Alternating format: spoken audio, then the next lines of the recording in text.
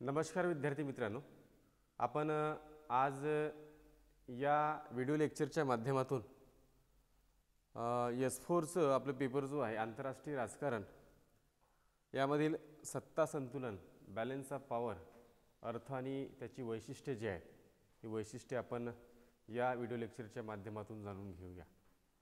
तर आपण बघतोय की आंतरराष्ट्रीय राजकारणामध्ये विविध जी राष्ट्र जी आहेत विविध राष्ट्रांच्या कृतीवर नियंत्रण ठेवण्याचे वेगवेगळे मार्ग आहेत।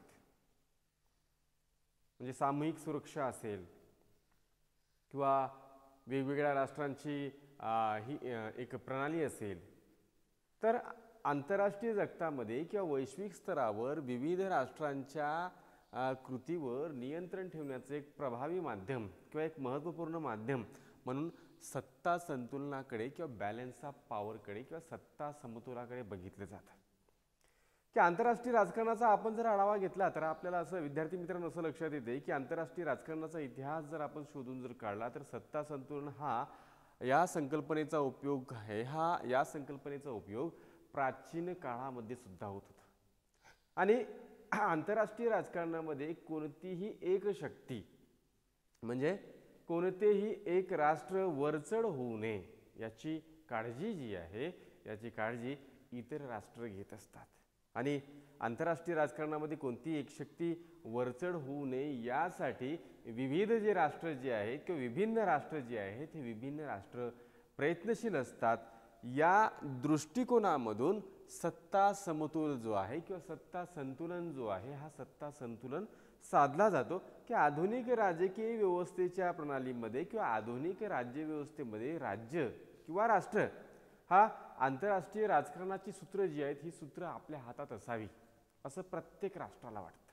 मात्र दुसरा जो राष्ट्र जो आहे अन्य राष्ट्र जो आहे अन्य राष्ट्राच्या दृष्टिकोनातून किंवा इतर राष्ट्राच्या दृष्टिकोनामधून तशी शक्ती एखाद्या राष्ट्राने मिळवणं किंवा एखादं राष्ट्र बलसंपन्न किंवा शक्तिसंपन्न होणं इतर राष्ट्राच्या दृष्टिकोनातून हानिकारक असतं।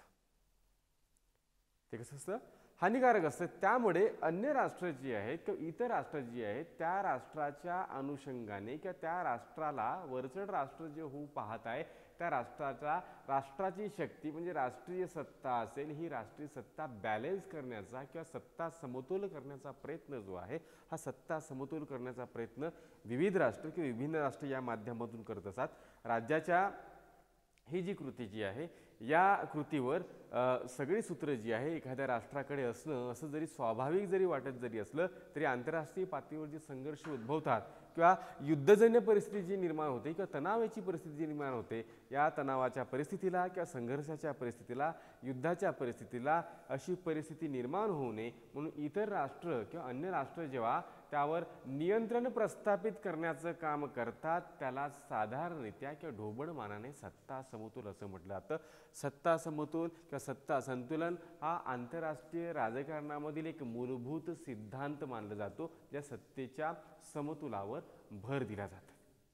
की प्रत्येक राष्ट्र आपण बघतोय की आधुनिक जगतामध्ये किंवा वैश्विक स्तरावर प्रत्येक राष्ट्र सत्ता हस्तगत करण्याचा किंवा सत्ता मिळवण्याचा हा प्रयत्न करत असतो। मात्र ही सत्ता हस्तगत करत असताना इतर राष्ट्राची शक्ती जी आहे किंवा राष्ट्रीय सत्ता जी आहे ही कमकुवत होते आणि हे जी राष्ट्र जी आहेत विभिन्न राष्ट्र त्या दृष्टीने प्रयत्नशील असतात आणि सत्ता समतोल करण्याचा प्रयत्न जो आहे हा प्रयत्न त्या माध्यमातून केला जातो।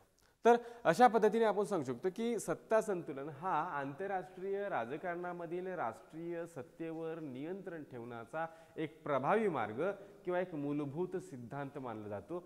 या आधारावर किंवा याद्वारे सत्ता संतुलनाच्या माध्यमातून विविध राष्ट्रांच्या कृती जी आहेत त्या कृती नियंत्रित केल्या जातात, निश्चित केल्या जातात, निर्धारित केल्या जातात। एखाद्या राष्ट्राची राष्ट्रीय सत्ता वृद्धिगत होऊ नये वरचढ होऊ नये यासाठी विभिन्न जे राष्ट्र जे आहेत विभिन्न राष्ट्रांच्या माध्यमातून हे सत्ता संतुलन किंवा सत्ता समतोल साधण्याचा प्रयत्न केला जातो। त्यानंतर आपण विद्यार्थी मित्रांनो आपण बघूया की व्याख्या प्रामुख्याने इथं 3 व्याख्या। आता आपण बोलतो की आंतरराष्ट्रीय राजकारणाचा एक समतोल साधण्याचा एक प्रभावी मार्ग किंवा एक मूलभूत सिद्धांत म्हणून आपण सत्ता समतोलाकडे आपण लक्ष देतो की सत्ता समतोलाचा आपण विचार करतो की अध्ययन करतो। मग सत्ता संतुलन म्हणजे काय? पोलार्डने सत्ता समतोलाची व्याख्या केलेली आहे की सत्ता समतोल म्हणजेच काय. त्यांनी सांगितलं की शब्दशः जरी विश्लेषण जरी केला तर त्यामध्ये त्यांनी म्हटलंय की हजारो अर्थ निघतात. त्यामध्ये त्यांनी सांगितले की सत्ता संतुलनाची कल्पना जी आहे ही सत्ता संतुलनाची कल्पना तराजू असतो. तराजू असतो ना आपला, या तराजूच्या दोन पारड्यांच्या समतोल, तराजूच्या दोन पारड्यांच्या समतोल स्थितीवर अवलंबून आहे. म्हणजे आपण एखाद्या वेळी बाजारात वगैरे जातोय, एखाद्या वेळेस वस्तू वगैरे घेतोय तर त्यामुळे समतोल असं तराजू तागडी जी आहे, तागडी पकडली आहे त्याने एक समतोल माप जो आहे माप दिलं जातं. तर याला साधारणतः पोलार्ड या स्थिती, ही जी स्थिती जी आहे या स्थितीला सत्ता समतोल असं म्हटलं जातं की जेव्हा तराजूच्या दोन्ही पारड्यामध्ये, जेव्हा तराजूच्या दोन्ही पारड्यामध्ये समान वजन टाकले जाते तेव्हा समतोल निर्माण होतो. म्हणजे पोलार्डने व्याख्या सांगताना किंवा पोलार्डने सत्ता संतुलनाची व्याख्या मांडताना त्यांनी म्हटलंय की तराजूच्या दोन पारड्या ज्या आहेत, तराजू जो आहे या तराजूच्या दोन पारड्या ज्या आहेत या दोन पारड्यांच्या सत्ता समतोलावर किंवा सत्ता समतोलाच्या स्थितीवर किंवा परिस्थितीवर लक्ष दिलं जातं. जेव्हा यांच्यामध्ये समतोल किंवा समान स्थिती निर्माण होते किंवा समान परिस्थिती निर्माण होते तेव्हा त्याला पोलार्डने काय म्हटलं आहे? सत्ता समतोल किंवा सत्ता संतुलन असं म्हटलेलं आहे. पहिली.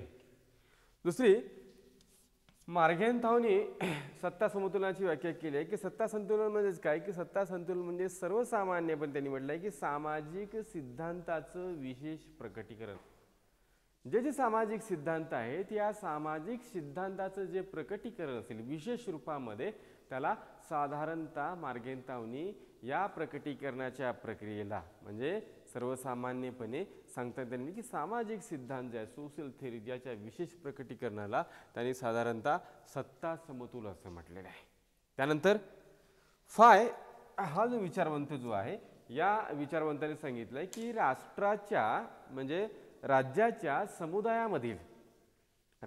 समुदायामधील सत्तेचे असे संतुलन की ज्यामुळे एखाद्या राज्याला म्हणजे एखाद्या राष्ट्राला की इतके बलसंपन्न होऊ न देणे की जेणेकरून ते राज्य म्हणजे ते राष्ट्र आपल्या इच्छेचे पालन जे आहे सक्तीने दुसऱ्या राष्ट्राकडून करून घेईल. बघा, सत्ता संतुलनाची व्याख्या सांगताना प्राध्यापक फॉयने सांगितलेलं आहे की सत्ता संतुलन म्हणजे काय की ज्यामुळे एखादं राज्य जे आहे किंवा एखादं राष्ट्र आहे जे इतकं पण शक्ती संपन्न किंवा बलसंपन्न होऊ नये की ज्यामुळे ते राज्य जे आहे ते राज्य आपल्या इच्छेनुसार दुसऱ्याच्या वर्तन आणि कृतीवर नियंत्रण ठेवेल. तर साधारणतः अशा पद्धतीने आपण जर या व्याख्यांच्या परीक्षणात्मक दृष्टिकोनातून आपण जर विचार केला तर सत्ता संतुलनाची व्याख्या सांगताना सर्वात अगोदर प्रथम मी पोलार्ड म्हटलं होतं की पोलार्डनी तराजूच्या दोन पारड्यांची समान स्थिती किंवा समान परिस्थिती यावर आधारले. मार्गेनथॉने सर्वसामान्य सामाजिक सिद्धांताचं विशेष प्रकटीकरण असं म्हटलेलं आहे. आणि प्राध्यापक फायनी सत्ता संतुलनाची व्याख्या करताना असं म्हटलेलं आहे की एखादं राष्ट्र किंवा एखादा देश की इतकं बलसंपन्न होऊ नये की जेणेकरून आपल्या इच्छेचं पालन इतर राष्ट्राकडून तो सक्तीने करून घेईल.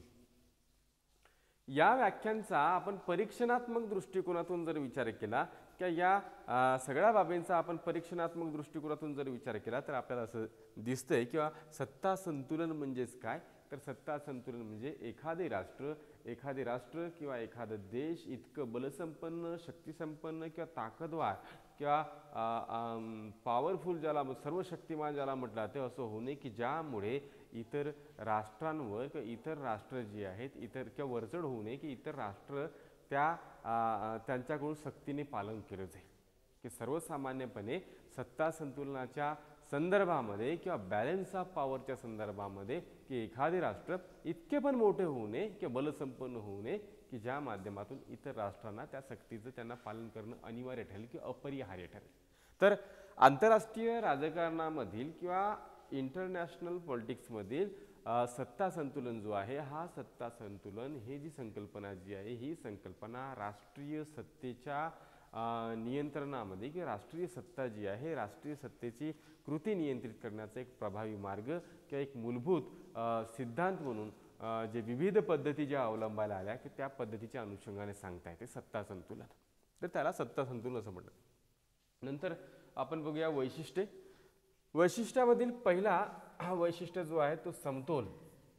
सत्ता संतुलनाचं पहिलं वैशिष्ट्य की सत्ता संतुलन जे आहे, तुम्हाला आतापर्यंत कळलंच असेल की सत्ता संतुलन हे समतोलावर आधारित आहे. इक्विलिब्रियम, ज्याला इकॉनॉमिक्समध्ये हा शब्द वापरला जातो. समतोलपणा या समतोलावर आधारलेला आहे की या अनुसार की वेगवेगळ्या राष्ट्रांच्या कुवतीनुसार सत्ता संतुलन जो आहे, सत्ता संतुलन हा साधला जातो. त्यामधून 2 राष्ट्रांमध्ये हा सत्ता समतोल साधला जातो. परंतु आपण जागतिक राजकारणाचा इतिहास जर आपण लक्षात घेतला किंवा अध्ययन जर केलं तर आपल्याला असं दिसून येते की सत्ता समतोल किंवा सत्ता संतुलन जे आहे हे कधीच निर्माण होत नाही. मात्र सत्ता संतुलनाच्या वैशिष्ट्यामध्ये आपल्याला सांगताय की हा सिद्धांत किंवा ही संकल्पना साधारणरित्या 2 राष्ट्रांच्या समतोलावर आधारित आहे. समतोल हा एक महत्त्वाचं वैशिष्ट्य किंवा एक महत्त्वपूर्ण वैशिष्ट्य सत्ता संतुलनाचा मानला जातो. दुसरं, सत्ता संतुलनामध्ये यथास्थिती स्टॅटस क्वो या स्थितीचा समर्थन जे आहे, समर्थन याच्यामध्ये केलं जातं की यासाठी राष्ट्रामध्ये परिवर्तनशीलता जी आहे, परिवर्तनशीलता असणे येणे आवश्यक आहे. काळ वेळ यानुसार धोरणांमध्ये बदल सुद्धा करणं आवश्यक आहे. हे अभिप्रेत जे आहे की ज्या परिस्थितीमध्ये आहे किंवा ज्या स्थितीमध्ये आहे त्या स्थितीचं समर्थन जे आहे, ज्याला यथास्थिती असं म्हटलं जातं, या यथास्थितीचं समर्थन जे आहे सत्ता संतुलनामध्ये केला जातो. म्हणून हा दुसरा वैशिष्ट्य. तिसरं वैशिष्ट्य याच्यामध्ये की सत्ता संतुलन ही संकल्पना जी आहे, ही संकल्पना मानव निर्मित आहे. म्हणजे ही संकल्पना कुणी निर्माण केलेली आहे? मानवाने निर्माण केलेली आहे. मानव निर्मित संकल्पना आहे की ही. त्याचबरोबर मानव निर्मित संकल्पना असल्यामुळे याला कृत्रिम संकल्पना किंवा आर्टिफिशियल कॉन्सेप्ट असंही म्हटलं जातं. कारण की सत्ता संतुलन स्थापन झालेले आहे की नाही हे आपण एका प्रकारे आपण निश्चितपणे सांगू जरी शकलो नसलो तरी राज्याने किंवा एखाद्या राष्ट्राने सत्ता संतुलनासाठी पुढे येणं, ते समतोलपणा साधणं, ह्या गोष्टी महत्त्वाच्या किंवा महत्त्वपूर्ण मानल्या जातात. त्यामुळे सत्ता संतुलनासाठी मानवांकडून जाणीवपूर्वक प्रयत्न जे आहे, जाणीवपूर्वक प्रयत्न हे केले जातात आणि सत्ता समतोल साधला जातो. त्यामुळे सत्ता संतुलन जे आहे ही मानव निर्मित संकल्पना मानली जाते किंवा कृत्रिम स्वरूपाची संकल्पना जी आहे, कृत्रिम स्वरूपाची संकल्पना ही मानली जाते. हा तिसरं वैशिष्ट्य. चौथं वैशिष्ट्य की याच्यामध्ये सत्ता संतुलन जी आहे, सत्ता संतुलन ही तात्पुरती संकल्पना, टेम्पररी प्रोसेस मानली जाते किंवा कॉन्सेप्ट मानली जाते की टेम्पररी किंवा अस्थिर स्वरूपाची संकल्पना मानली जाते. कारण सत्ता संतुलन ही अल्पकालीन असू शकते किंवा त्याचबरोबर अत्यल्पकालीन सुद्धा सत्ता संतुलन असू शकते. कारण की व्यावहारिक जगामध्ये आपण जर बघितलं या संकल्पनेचं दृश्य परिणाम दीर्घकाळासाठी म्हणून आढळून येत नाही. कायमस्वरूपी शांतता प्रस्थापित करण्यासाठी सत्ता संतुलन ही व्यवहार्य बाब नाही. त्यामुळे याचं अस्तित्व जे आहे किंवा याचं एक आयडेंटिटी जी आहे किंवा एक याचं महत्त्व जे आहे टेम्पररी किंवा अत्यल्पकालीन किंवा अल्पकालीन स्वरूपाची मानली जाते. कारण की जागतिक शांततेसाठी ही पूर्ण प्रक्रिया जी आहे की ही संकल्पना जी आहे पुरेशी नाही. म्हणून ह्या संकल्पनेचं चौथं वैशिष्ट्य की ही संकल्पना तात्पुरती स्वरूपाची आहे, टेम्पररी ज्याला म्हटलात. नंतर त्याचबरोबर सत्ता संतुलनाच्या वैशिष्ट्य बघताना पाचवं वैशिष्ट्य आपण जर बघितलं तर हे सत्ता संतुलन जे आहे, सत्ता संतुलन ही व्यक्तिनिष्ठ आणि वस्तुनिष्ठ ह्या दोन्ही स्वरूपाचं आहे. मार्टिन व्हाईटनी या संदर्भात महत्त्वाचं काही इतिहासामधले काही दाखले दिले आहेत की त्यांच्यामध्ये जेव्हा दोन गट सत्तेवर असतात तेव्हा संतुलन असते. परंतु जेव्हा एका गटाचा विजय होतो तेव्हा तो म्हणतो की सत्ता संतुलन आमच्यामुळे झालेलं आहे. परंतु ही सत्ता संतुलनाची परिस्थिती मानली जाईल का? नाही. बघा,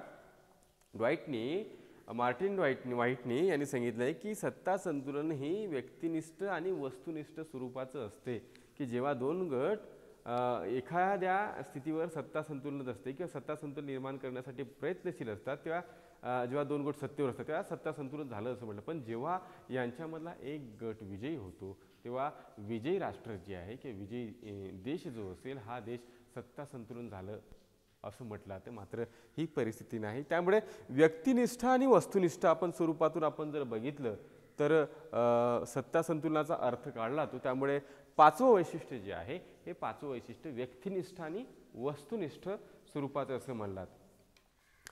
सहावं की राजकीय प्रणालीच्या बाबतीमध्ये सत्ता संतुलनाची वैशिष्ट्ये सांगताना राजकीय प्रणालीच्या बाबतीमध्ये काय आपण विचार करतो की राजकीय प्रणालीच्या बाबतीमध्ये आपण जर विचार केला तर सत्ता संतुलन जे आहे सत्ता संतुलन ही निरुपयोगी संकल्पना मानली जाते, उपयोगाची संकल्पना मानली जात नाही. की लोकशाही हुकुमशाही ह्या ज्या पद्धती आहेत किंवा ह्या ज्या राजकीय प्रणाली आहेत या ठिकाणी आपण बघतोय की अशी राष्ट्र जी आहेत ह्या सत्ता संतुलनाच्या प्रक्रियेमध्ये भाग घेत नाहीत, लोकशाही आणि हुकुमशाही राष्ट्र. कारण त्यांचं कार्य आपल्या राजकीय दृष्टिकोनातून उद्दिष्टामधून सुरू झालेलं असतं आणि हुकुमशाही राज्य प्रणालीला सत्ता संतुलनाची एलर्जी आहे, त्यांना आवश्यकता नाही असं म्हणायला आपण काही हरकत नाही. त्यामुळे राजकीय प्रणाली म्हणजे लोकशाही पद्धती आणि हुकुमशाही पद्धतीला या प्रणालीला सत्ता संतुलन जी आहे सत्ता संतुलन ही निरुपयोगी मानली जाते किंवा उपयोगाची मानली जात नाही. त्यामुळे लोकशाही स्वरूपाच्या राज्यव्यवस्थेमध्ये सत्ता संतुलन ही व्यवहार्य स्वरूपाची बाब नाही असं मानलं जातं. नंतर सातवं की लहान राष्ट्र जे आहेत, सातवं वैशिष्ट्य की लहान राष्ट्र जे आहेत ह्या लहान राष्ट्रांना गैर लागू, लहान राष्ट्र या लहान राष्ट्रांना गैर लागू जे आहेत या लहान राष्ट्रांना गैर लागू आहे सत्ता संतुलन. कारण की सत्ता संतुलन ही संकल्पना जी आहे लहान राष्ट्रांना लागू पडत नाही किंवा कमी उपयोगाची स्वरूपाची किंवा वेळ प्रसंगी गैरलागू सुद्धा आहे. कारण की सत्ता संतुलनाच्या कार्यामध्ये साधारणतः कोण भाग घेतोय, जी मोठी राष्ट्र आहेत, बलसंपन्न राष्ट्र आहेत किंवा बलाढ्य राष्ट्र आहेत किंवा शक्तिसंपन्न राष्ट्र आहेत तेच सत्ता संतुलनाच्या प्रक्रियेमध्ये भाग घेत असतात. जेव्हा मोठी राष्ट्र सत्ता संतुलनाचे कार्य करतात तेव्हा लहान राष्ट्र जे आहेत लहान राज्यांना महत्त्व जो आहे महत्त्व प्राप्त होतं. त्यामुळे लहान राज्यांना ही संकल्पना जी आहे संकल्पना उपयुक्त नाही असं नमूद करणे सुद्धा गैरस्वरूपाचं नाही. कारण की सत्ता संतुलनाच्या प्रक्रियेमध्ये साधारणतः मोठी राष्ट्र किंवा मोठी बलाढ्य राष्ट्र किंवा बलसंपन्न राष्ट्र सहभागी आहे. त्यामुळे हा एक महत्त्वाची बाब वैशिष्ट्य मानला ते. नंतर शेवटचं की परिवर्तनशीलता, की सत्ता संतुलनाचं आठवं वैशिष्ट्य सांगताना की सत्ता संतुलन ही संकल्पना जी आहे ही परिवर्तनशील स्वरूपाची आहे. प्रत्येक राष्ट्राच्या म्हणजे परिस्थितीनुसार वेळ काळ स्थिती किंवा आंतरराष्ट्रीय राजकारणामधील असणारी स्थिती किंवा परिस्थिती याच्या आधारावर त्या सत्ता संतुलनाच्या प्रक्रियेमध्ये किंवा सत्ता संतुलनाच्या या बाबीमध्ये संकल्पनेमध्ये किंवा ह्या बाबीला किंवा पद्धतीला राष्ट्रीय सत्तेवर नियंत्रित करण्याच्या पद्धतीला एक थोड्याशा मर्यादा लागतात आणि परिवर्तनानुसार किंवा स्थितीनुसार त्याच्यामध्ये बदल जे आहे बदल हे करावं लागते. तर अशा पद्धतीने आपण आंतरराष्ट्रीय राजकारणाचा अर्थ आणि आंतरराष्ट्रीय राजकारणाच्या या पेपरमधील सत्ता संतुलनाचा अर्थ आणि वैशिष्ट्य आपण बघितले की राष्ट्रीय सत्ता नियंत्रित करण्याच्या माध्यमामध्ये नियंत्रित करण्यामागे किंवा राष्ट्राची सत्ता कृती जी आहे ही कृती नियंत्रित करण्यामध्ये सगळ्यात महत्त्वाचा वाटा किंवा महत्त्वपूर्ण भाग किंवा नियंत्रित करण्याचं एक महत्त्वाचं साधन जर आपण म्हटलं तर सत्ता संतुलनाकडे बघितलं तर सत्ता संतुलन पोलार्डने जसे व्याख्या केल्या दोन तराजूच्या समतोल समान परिस्थितीवर आणि फॉयने सुद्धा एखादं राष्ट्र बलसंपन्न किंवा शक्तिसंपन्न इतकं होऊ नये की ज्यामुळे इतर राष्ट्रांवर वर्चणी होईल आणि अशा प्रकारे ही 8 वैशिष्ट्ये सांगता येतात. तर आपण पुढील तासाला पुढील भाग घेऊया. धन्यवाद.